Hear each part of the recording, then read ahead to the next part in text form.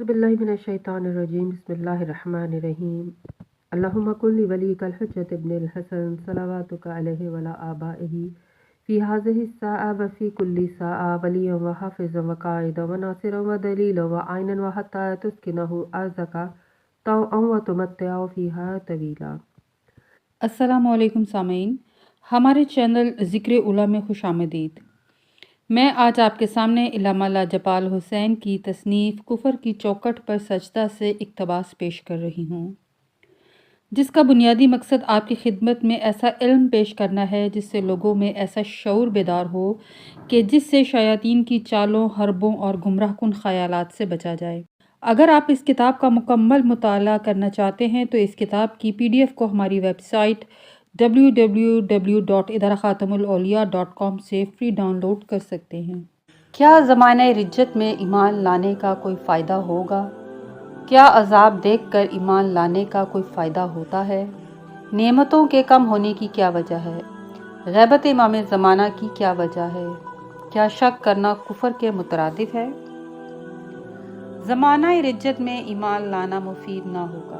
अली बिन इब्राहीम ने कौले खुदा व ये रब्बिकुम आयत के मुतल्लिक़ कहा कि अमीरुल मोमिनीन और आइमा सलावतुल्लाह अलैहिम ज़माना रिज्जत में आएंगे।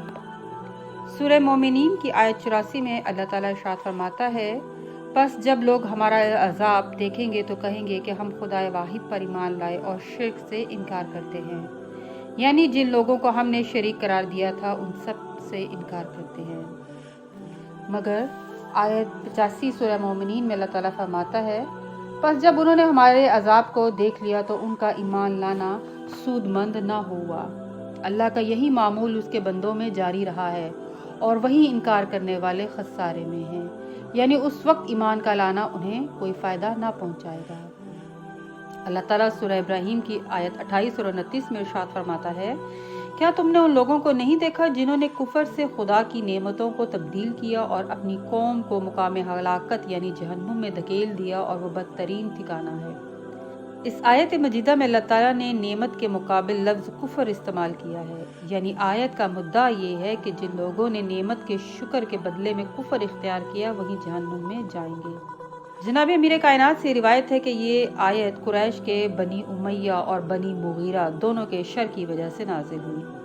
कलीनी ने हज़रत अमीरुल मोमिनीन से रिवायत की है कि क्योंकि वो लोग रसूल और उनके वसी से रुख फेरते हैं, दूसरी जानिब जाते हैं और इस बात से नहीं डरते कि उन पर अजाब नाजिल होगा, इसके बाद हज़रत ने इसी आयत की तिलावत फरमाई और फिर कहा कि हम नेमतुल्लाह हैं जिनको अल्लाह ने अपने बंदों पर नेमत करार दिया है और हमारी बरकत से क़यामत में उनको नेमतें मिलेंगी।